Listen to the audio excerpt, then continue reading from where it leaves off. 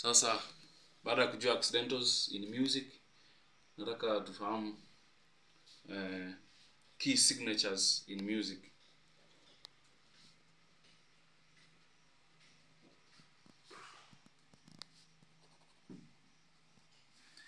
Tuna types of key signatures in music. Tuna key signatures in sharps. Inaonekana hivyo. Namba 2, tuna key signatures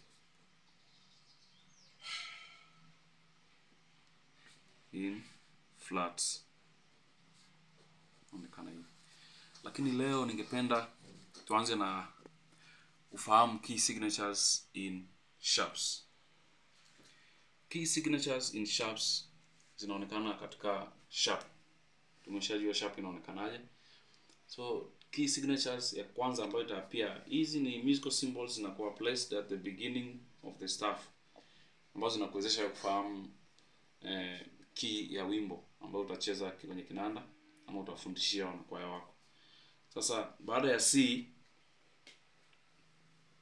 ya key C, tunategemea key ambayo itafuata key signature ambayo itaappear ni key signature ya G, then D. Key signatures in sharps after C, tunategemea kuwa na G, D, alafu tuna A, tuna E, B and F sharp. Sasa hizi zote namna zitakavyowekwa kwenye staff, nategemea kila mtu anajua staff ni nini. Staff is a set of 5 horizontal lines with 4 spaces that each represents different musical pitch. Hiyo ndo maana ya staff. Is a set of 5 horizontal lines with 4 spaces that each represents different musical pitch. So hii ndo staff. Umeelewa maana ya staff sasa? Tunaweka pale G clef na hapa tunaweka F clef. So staff nimewambia maana ya staff. Hii ndo staff. Tunataka tujaribu kuweka key signatures baada ya C. Ukikuta wimbo uko hivi hauna chochote, basi hii ni C. Hii ni key C. Sasa tunaendelea key G. Kuna formula ambayo tunatumia kwa kuandika key signatures kwenye staff. Formula hii inasema kutoka C unaenda 5 step up unapata G. From G tunaenda 4 steps down tupate D. Kutoka D tunaenda 5 step up tupate A. Kutoka A tunaenda 4 steps down tupate E. Kutoka E tunaenda 4 steps down tupate B. Kwa nini hatukwenda 5 steps up? Nitakueleza kwa nini hatukwenda 5 steps up. Kutoka B tunaenda 5 step up tupate F sharp.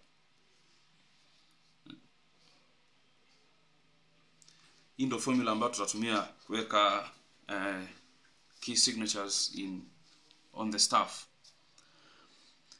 Sasa C, tutatumia C hii. Hapa ndio C iko. Tunaanza kwenda 5 steps up. 1 2 3 4 5. Tunaweka sharp pale. Vile vile tutatumia C hapa kwenye F clef. C 1 2 3 4 5. Sasa ukikuta wimbo una 1 sharp itakuwa key G. Next ni D, ambayo tunaelekezwa kwamba tunaenda 4 steps down. Tutafanyaje? Tunaweka kwanza zile ambazo zilitangulia, alafu tunafuata hizo 4 steps kwenda kutafuta D. Tunaanza kuanzia hapa 1 2 3 4. Tunaweka sharp yetu pale, then 1 2 3 4 tunaweka sharp pale. So unapopata wimbo wako una 2 sharps, hiyo ni D, itaonekana namna hiyo. Next tunaambiwa kwenda hatua 5 juu, 5 steps up, lakini lazima tuweke zile ambazo zilitangulia.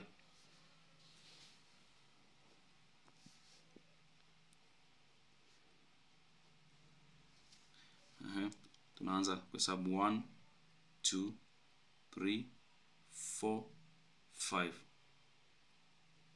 Hii itakaa hapa. Vile 1 2 3 4 5.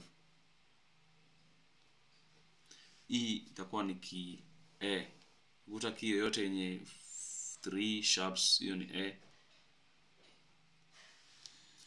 Then after A tunaambiwa kwenda 4 steps down. Tunaziandika zile ambazo zilitangulia.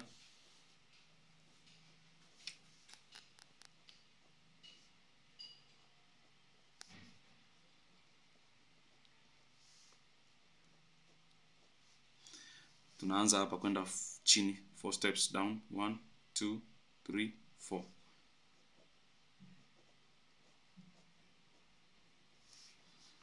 One, 2 3 4. Tunafunga. Ukikuta wimbo wote wenye 4 sharps, hiyo utakuwa uko kwenye key E. Next ni key B ambayo niliwaambia nitawaeleza kwa nini hatukwenda 5 steps up.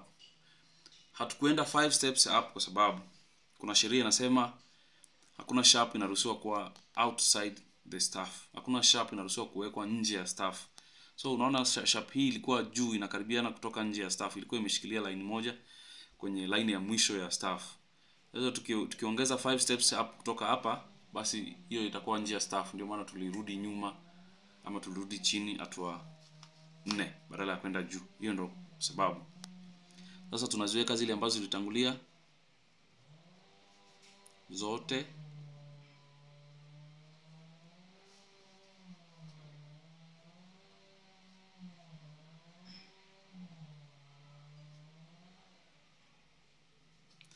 Alafu tunaenda 4 steps down. 1 2 3 4. 1 2 3 4.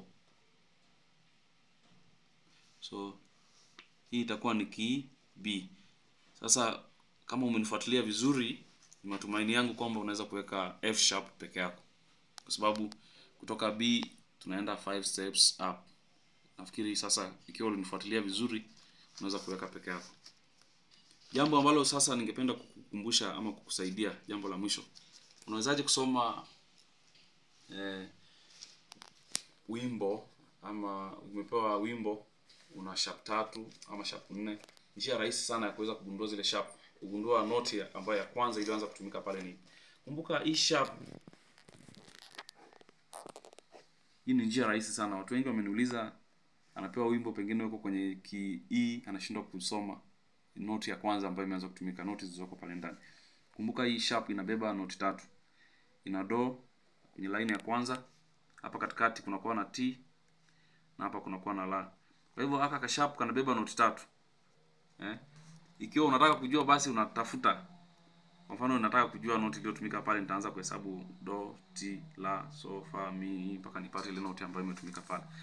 Basi nafikiri hayo yatakuwa yamekusaidia kujua ama kuweza kuandika key signatures in sharps wewe peke yako. Asante.